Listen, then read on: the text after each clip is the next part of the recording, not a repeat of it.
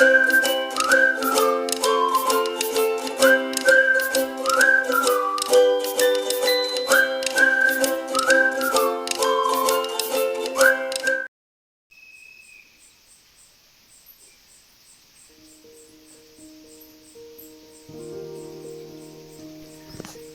Everyone, welcome back to my channel Mousumi's life. আশা করছি তোমরা সকলে খুব ভালো আছো, ভালো থেকো।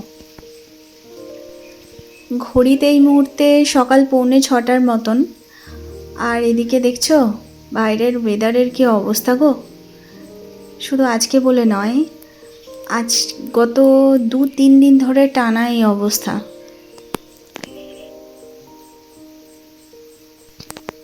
আমি সকাল সকাল উঠে চলে এসেছি কিচেনে, কারণ বেটুকে পাঠাবো স্কুল আর ওর জন্য আমাকে টিফিন তৈরি করতে হবে। তার জন্য সকাল সকাল উঠে চলে এসেছি। এদিকে দেখো বসিয়ে দিয়েছি হচ্ছে আলু সেদ্ধ হতে।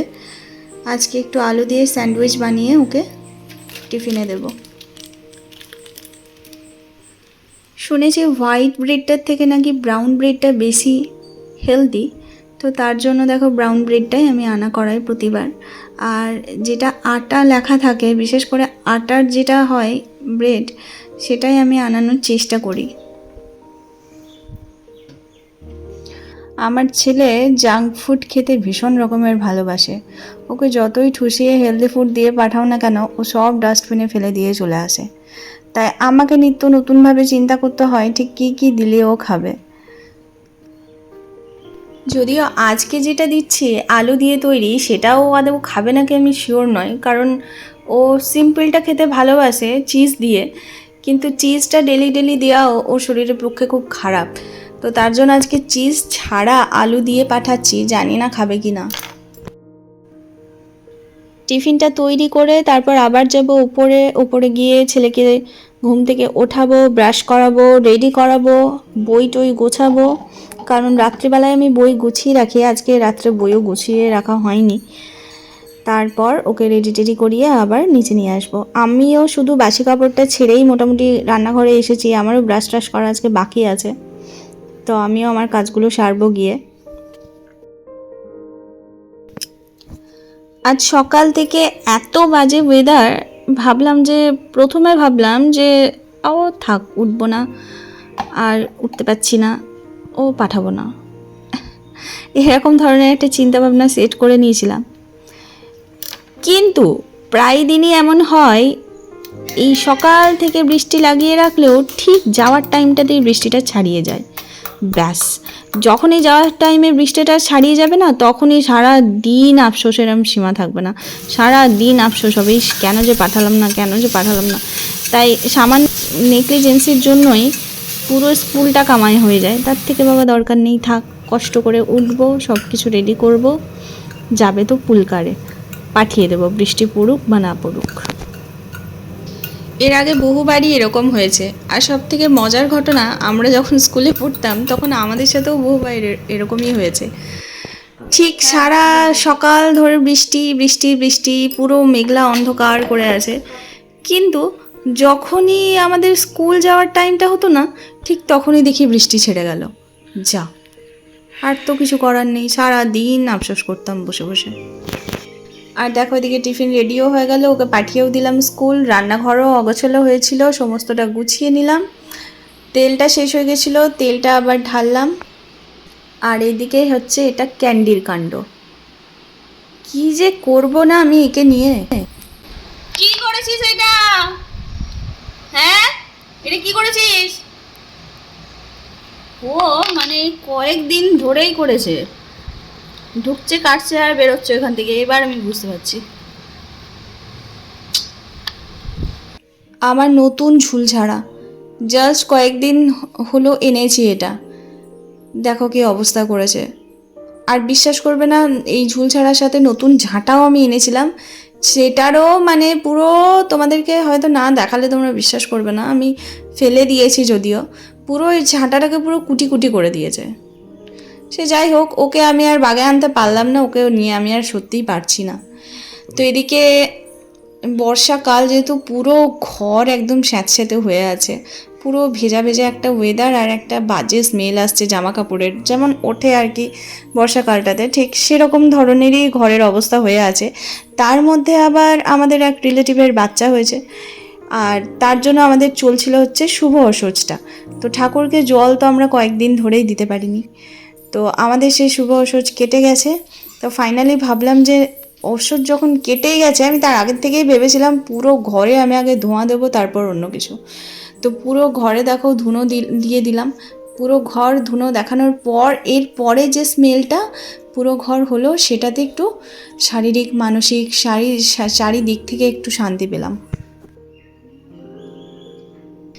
সেই সকাল 5:30টার থেকে উঠে সমানে আমার কাজকর্ম চলছে। তো সমানে একটা মিনিটও মানে বসার সময় পাইনি। তো এত কাজকর্ম করে ঘেমে নিয়ে একাকার অবস্থা হয়ে গেছিলো, তাই ভাবলাম সমস্ত কাজের আগে স্নানটা সারি, ঠাকুরকে দিই। তো আজকে বিশেষ একটা দিন, সেটা হলো আজকে রথযাত্রা। ভিডিওটা অনেক পরে দিচ্ছি, তাই রথযাত্রার শুভেচ্ছা আর বললাম না। আশা করছি তোমরা রথযাত্রা সবাই খুব ভালোভাবে পার করেছো, আমাদেরও খুব ভালোই পেরিয়েছে। রথযাত্রার দিনও স্কুল ছুটি দেয়নি জানো তো। তার জন্য বিটু স্কুল যাওয়ার আগে আমাকে বারবার বলেছিল, মাম্মাম আজ বিকেলে কিন্তু এসে রথ দেখতে যাব, রথের দড়ি টানবো। আসলে প্রতি বছর রথেই আমি চেষ্টা করি দড়ি টানার, ওকে নিয়েই দড়ি টানার চেষ্টা করি। তো ও এই জিনিসটাতে অভ্যস্তও হয়ে গেছে, তাই জানে মাম্মাম আর যেমন করেই হোক আমাকে নিয়েও যাবে আর আমরা দড়িও টানবো। তো যেমন কথা সেরকমই কাজ। বিকেলবেলায় দেখো মানে কি তাড়াহুড়ো করলাম গৌড়, আস্তে আস্তে এখন 2:30টা বেজে যায়। ওকে খাওয়াতে স্নান করাতে প্রায় 3টে 10-15 হয়েই যায়। তা আমরা যখন মানে আমার ধোয়া মাজা করতে, মোছামুছি করতে, রান্নাঘর গোছাতে মোটামুটি 3:30 পৌনে 4টে, এর আগে তো কোনো গল্পই নয়। তো যাই হোক, এই করতে করতে হয়ে যায়। তো ওকে নিয়ে যে কি তাড়াহুড়ো করে এলাম, এনার্জি পাচ্ছিলাম না কিছুতেই। কিন্তু ওই যে বলে না, ভক্ত মানে ভগবান ভক্তদের কথা শোনে, ভক্তদের ঠিক টানিয়েও নেয়। তো সেই হয়েছে অবস্থা। আমি একবার যে শুয়ে পড়েছি কাজকর্ম করে এসে, আর কিছুতেই উঠতে পারছিলাম না গো।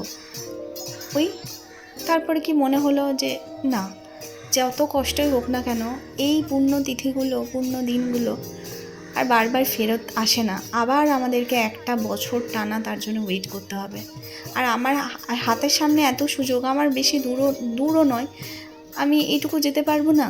কি মনে হলো তৎক্ষণাৎ রেডি হয়ে সেটাকে নিয়ে দেখো চলেও আসতে পারলাম। ভিড় দেখেছো, বাপরে বাপ, মারাত্মক রকমের ভিড়।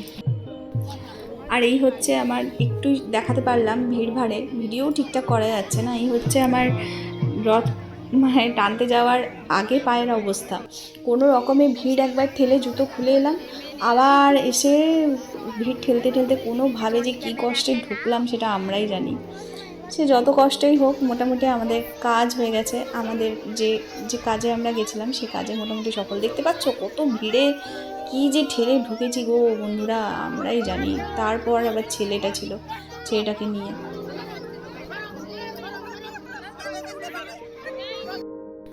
ফাইনালি বহু যুদ্ধের পর রথের দড়ি খুঁজে পেলাম।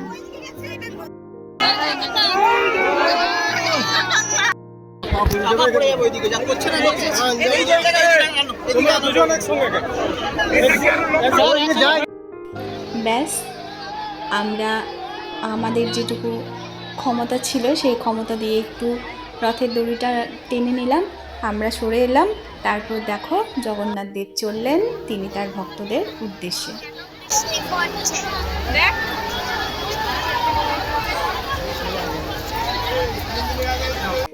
জগন্নাথ দেব আবারও রইলাম তোমার রথের জন্য একটা বছরের অপেক্ষায়। আর এই যে রথ টানার পরের পায়ের অবস্থা দেখো। এদিকে রথ টানার পর আমি তো ভীষণ খুশি। তো চলো বন্ধুরা, আজকের মতো ব্লগটা করে দিচ্ছি এখানে এন্ড। দেখা হবে তোমাদের সাথে নেক্সট কোনো একটা ব্লগে। তোমরা খুব ভালো থেকো, সুস্থ থেকো। আজকের মতো আসি, টাটা বাই।